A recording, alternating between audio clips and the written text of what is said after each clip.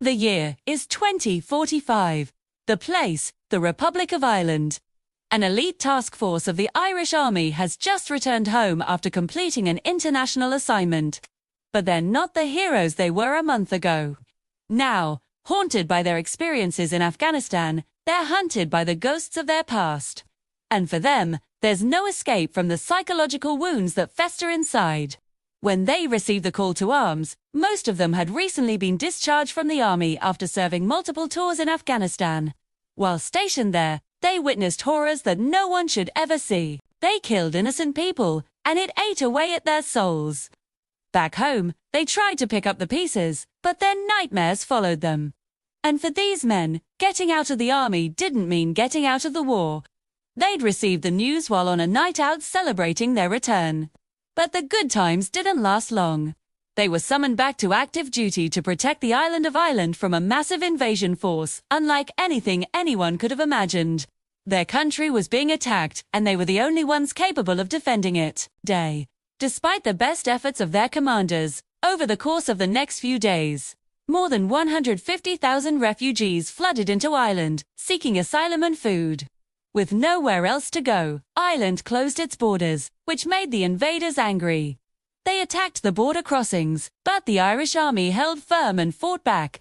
It was the start of the biggest battle for Ireland since the War of Independence 100 years earlier.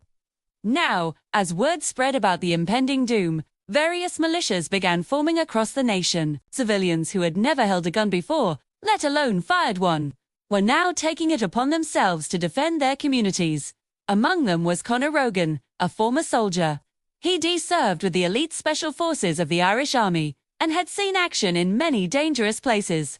But now he was back home, where he'd put his skills to use, protecting his family and community. Conor had been enjoying life as a civilian. After leaving the army, he'd started a security firm and had a loving wife and 2 kids. But all that changed when the invaders arrived. Now, armed with an HK-416 assault rifle, he patrolled the streets with other armed civilians. In the distance, the sound of gunfire echoed through the air. They were under attack. As they took up their positions, they could see the advancing enemy. Armed with crude weapons like machetes, clubs and stones, the attackers surged forward, intent on causing havoc. The invaders were a mix of men, women and children, all desperate to escape the conflict raging in their homeland. But the Irish citizens weren't going to let them pass without a fight. As the first attacker drew closer, Conor felt a surge of adrenaline rush through him. It was time to defend what was his. He knew that if he failed, his family and everything he held dear would be lost. As the minutes ticked by, the situation became increasingly tense.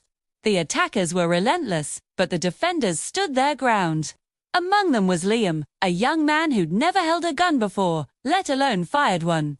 But he was determined to do whatever it took to protect his home. Meanwhile, on the outskirts of town, the real heroes were preparing to make their move. The elite task force, once haunted by their own inner demons, was now ready to take on the invaders. Led by their commander, Captain Sean Rogan, they were a well-oiled machine, trained to take on the most dangerous missions. Each member of the team brought unique skills and expertise to the table, making them a formidable force to be reckoned with. Among them was Sergeant Finn, a man with a troubled past who'd turned his life around by joining the army. He was the team's sniper, always cool and calm under pressure. They made their way through the dense forest, moving with precision and grace. As they got closer, they could hear the sounds of battle raging on in the distance. It was clear that the civilians were holding their own, but they knew that they needed reinforcements. The task force moved quickly, but they knew that they had to be careful. They were the last line of defense between the invaders and the safety of the town. If they failed, the consequences would be devastating. As the minutes ticked by, the tension mounted. The task force knew that they were in for a tough fight, but they were ready for it. Dee faced danger before, and they knew that they had to stay focused and work together if they wanted to survive. Just then, a sudden movement caught their attention. An enemy soldier was trying to sneak past their position. It was up to Finn to take him out. He took aim, his finger tightening on the trigger. With a swift and precise motion, he took the shot, eliminating the threat before it could do any harm. As the silence descended once again, the team continued on, their determination unwavering. They knew that they had a crucial role to play in protecting their country. Meanwhile, back in town, the situation was becoming increasingly desperate. The invaders were pushing the civilians back, and it looked like the town might fall into their hands. The civilians fought bravely, but they were outnumbered and outgunned. It was a tough situation, but they refused to give up. They knew that they had to hold out just a little longer, because help was on the way. Suddenly, in the distance, they heard the roar of engines. Looking up, they saw a group of helicopters descending toward them. Relief washed over them as they realized that the elite task force had arrived. The helicopters landed, and the soldiers emerged, ready to take on the invaders. The sight of the well-trained soldiers boosted the civilians' morale. They rallied together, their spirits renewed, and prepared to fight back against the invaders.